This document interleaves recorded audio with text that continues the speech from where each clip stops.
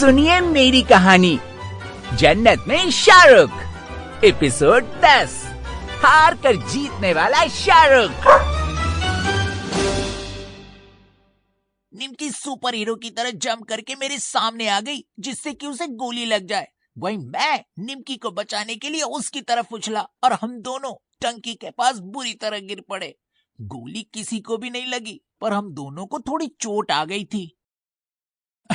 ए निमकी, तुम ठीक तो हो ना?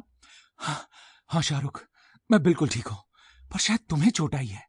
अरे निमकी, इतने बड़े शरीर में ऐसी छोटी मोटी चोटें लगती ही रहती हैं। निमकी मेरा डायलॉग सुनकर स्माइल करने लगी। तुम सच में पागल हो। और तुम भी, अरे ऐसे बीच में क्यों कूदी? तुम्हें कुछ हो जाता तो?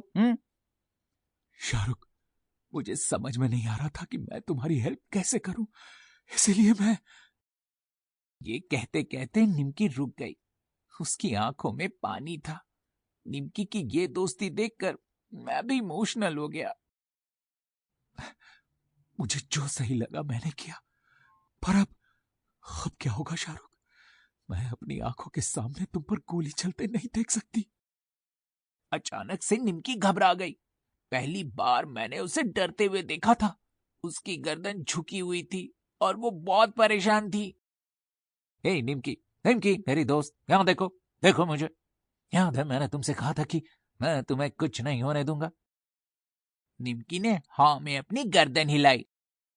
तो फिर कुछ नहीं होने दूंगा। ये कहकर मैंने निमकी की गर्दन घुमाकर स्टेज की तरफ कर दी, जहां जिंजर, शेरू, दिलबर और उनकी पूरी टीम पुलिस से घिरी हुई थी। निमकी पुलिस को देखकर सरप्राइज्ड हो गई। शाहरुख, ये कैसे हुआ? आई मीन, दोस्त यही तो था मेरा प्लान।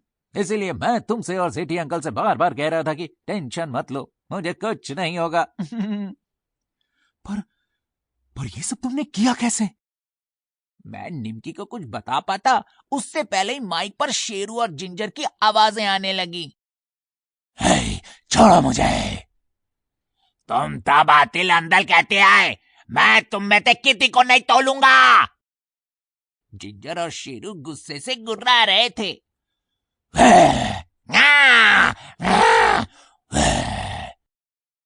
किसी को कुछ समझ में नहीं आ रहा था कि आखिर पुलिस वहां कैसे पहुंची। मैं और निमकी भी फुर्ती से स्टेज पर पहुंच गए। Sample complete. Ready to continue?